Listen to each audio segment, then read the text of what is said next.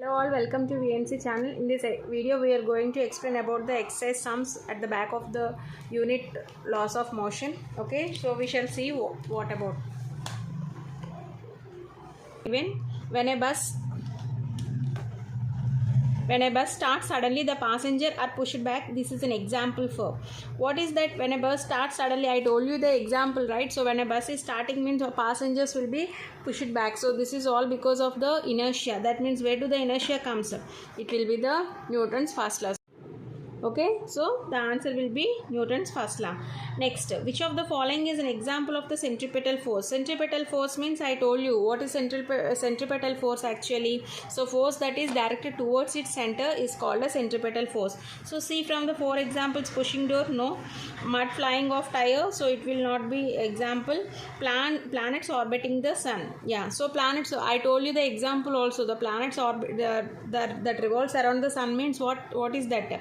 It is towards the sun. It is attracted towards the sun. That means the answer will be planets orbiting the sun. Okay, next, a non-zero net force exerts on a body does not change its. Yes, so see, a non-zero net force means what? That means what? F is not equal to 0. So it does not change means direction of motion, momentum, acceleration and inertia. Obviously inertia. The net force which is not 0 means it will not change its inertia at all. So option will be inertia. Next, the rate of change of momentum is proportional to actually basically we think about its acceleration, right? So here it is given force also. Yeah, so option will be, what will be the option? Acceleration and force, both are answers here, but the option will be 3. Why? Because see, this is the fourth one, right? So why? Because it is told here the rate of change of momentum is proportional to rate of change of momentum means what? Momentum means P. Clear? So rate of change of momentum means P means, so rate of change of moment, mass into velocity. This mass into velocity is nothing but what? Velocity is rate of change of acceleration. That means MA. That MA form will gives you force. The rate of change of momentum is proportional to what will be that? Answer then F, that is the force. Actually it is given acceleration. Answer will be acceleration only when force is not given. When the force is given, we have to check it once whether it is in. So this is the interlink system. So that's why we have to, first of all we'll see the answer and we'll tick it out, but it is not the way. Okay, we have to consider this also.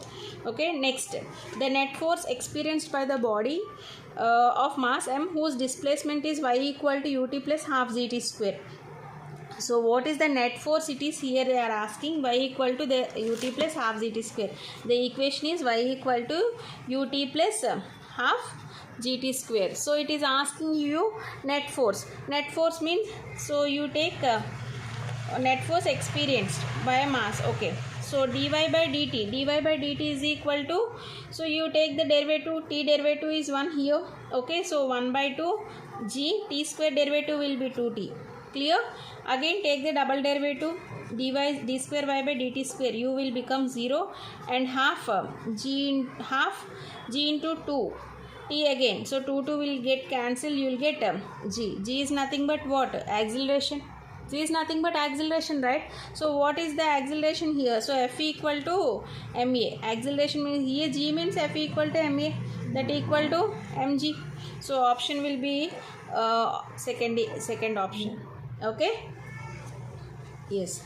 Next, the linear momentum of a particle as a function of time t is given by P equal to a plus bt. So the force acting on the particle is, so here it is giving the linear momentum. That means see, P is equal to equation what is given? A plus bt.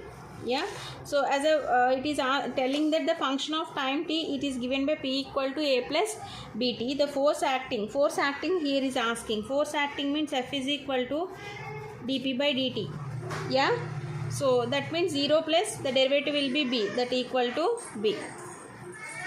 So F is equal to dp by dt is equal to what you get here. So dp by a means constant 0 and t derivative will be here 1, so b. Okay, so F equal to b. So what is the answer you get?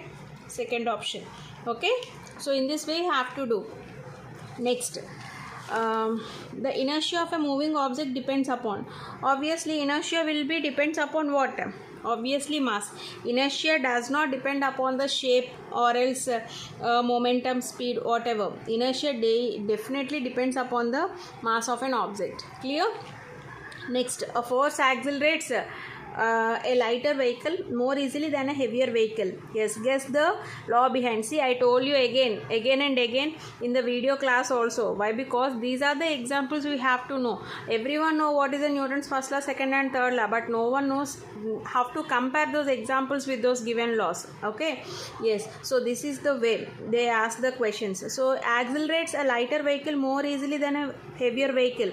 Means what will be its law? Obviously, second law.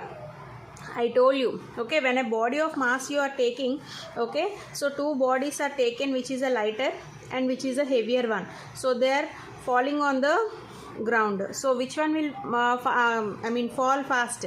Obviously lighter one compared to heavier one. So this examples comes under, here it is given a vehicle here. That's only a small difference.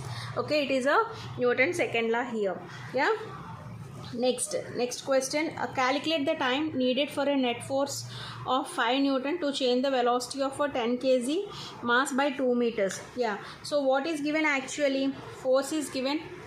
What is given? Force equal to 5 Newtons. V is the velocity 10 kg and m is a 2 meter per second. Okay, you have the formula. Basing on this you can have the formula F equal to ma, right? So and A is given by V minus U by T.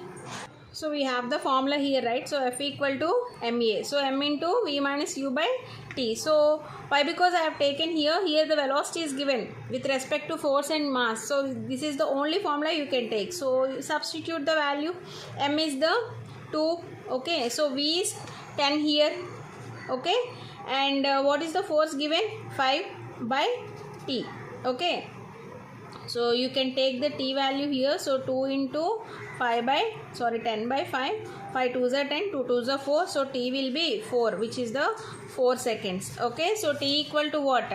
The answer will be 4 seconds. In this way you have to do.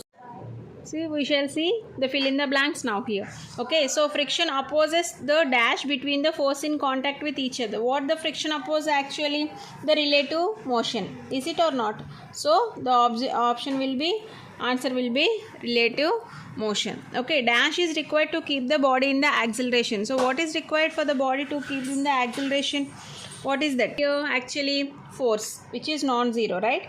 So the force that is non-zero will be used to keep the body in the accelerated motion. Okay, next, kinetic friction produces what? Obviously heat energy. Why? Because when the heat energy takes place, then only the movement of particles will be arising. Okay, so that you can reduce or increase the friction. So kinetic friction produces heat energy. Next, powder is sprinkled on a carom board to dash friction between the striker and the board. So for what is the powder is sprinkled?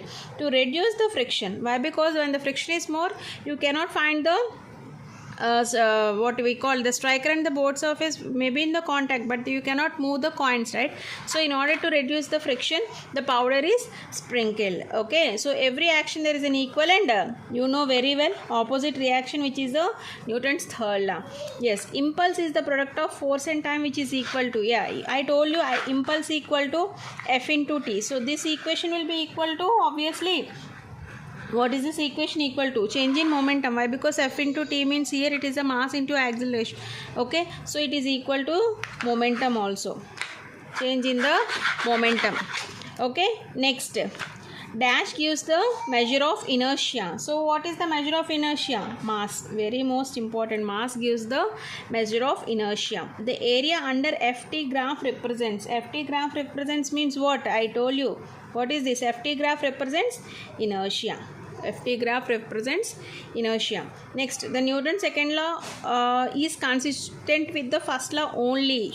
Very most important concept, this one.